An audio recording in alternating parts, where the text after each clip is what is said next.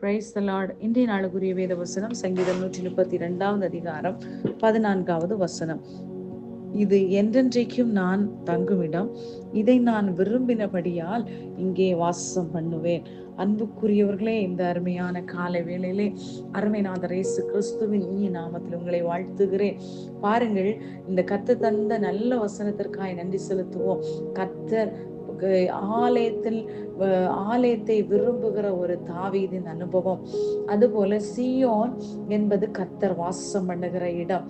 ஆலயத்தை குறித்த வாஞ்சை இருந்த போது தாவீது எழுதுகிறார். முதல் வசனம் தொட்டு நாம் பார்க்கும் போது, கர்த்தாவே, நான் உபத்திரவப்பட்டேன், ஆனாலும் உம்முடைய வீடாகிய கூடாரத்தில் பிரவேசிப்பதும் இல்லை, என் படுக்கையாக கட்டில் மேல் ஏறுவதும் இல்லை. காரணம், அவருக்கு வாசஸ்தலத்தை உண்டு பண்ணுவது. நம்மால் வாசஸ்தலம் உண்டு பண்ண முடியாது. காரணம், நம்முடைய தேவன் நமக்காக, நம்முடைய இயேசு கிறிஸ்து மரித்து உயிரோடு எழுந்து அவருக்கு நமக்காக ராஜ்யத்தை ஸ்தாபிக்கும்படியாய், பரலோக ராஜ்யத்தை, கை வேலை இல்லாத கட்டிடத்தை பணியும்படியாய், மீண்டும் ராஜாதி ராஜாவாக வரும்படியாய் கடந்து போயிருக்கிறார். இன்றைக்கும் பிதாவின் வலது பாரிசத்தில் நமக்காய் பரிந்து பேசுகிற தேவனாய் இருக்கிறார். பாருங்கள், அன்றைக்கு தாவீது, இன்றைக்கு நம்முடைய காலகட்டங்களிலே நாம் நம்முடைய காரியங்களை குறித்து சிந்திக்கிறோம். பாருங்கள், தாவீது ராஜாவா இருந்த நேரத்தில் அவனுடைய இருதயத்திலே ஆலயத்தை குறித்த பாரம் இருந்தது. அந்த ஆலயத்திலே ஜனங்களை கூடி வர வைக்க வேண்டும், கர்த்தரை ஆராதிக்க வேண்டும்.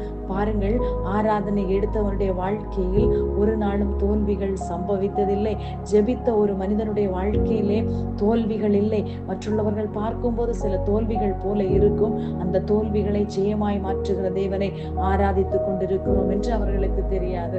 அன்புக்குரியவர்களே, இன்றைய காலகட்டத்திலே ஆலயத்தை விட்டு அன்றைக்கு அந்த ஏதோ ஒரு காரியத்திற்காக செலவிடுவது, நாம் கண்டிப்பாக கர்த்தர் நம்முடைய அந்த ஆலயத்தின் வாஞ்சையை பார்க்கிற தேவனாய் இருக்கிறார். பாருங்கள், ஆகையால் தான் தாவீது ஆகாமிய கூடாரத்தை காட்டிலும் கர்த்தருடைய ஆலயத்தின் வாசற்படியை தெரிந்து கொண்டபடினாலே அதற்குள் சகல ஆசீர்வாதங்களும் கொடுக்கப்பட்டிருந்தது.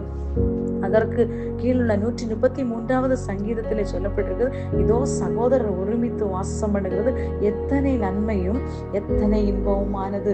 அந்த நாள் நாம் கூடி வர வேண்டும், கரங்களை உயர்த்தி நாம் ஆராதிக்க பரிசுத்த ஸ்தலத்திற்கு நேராக எடுத்து கர்த்தரை ஸ்தோத்தரிக்க வேண்டும் என்று சொல்லி, அப்பொழுது என்ன சம்பவிக்கிறது?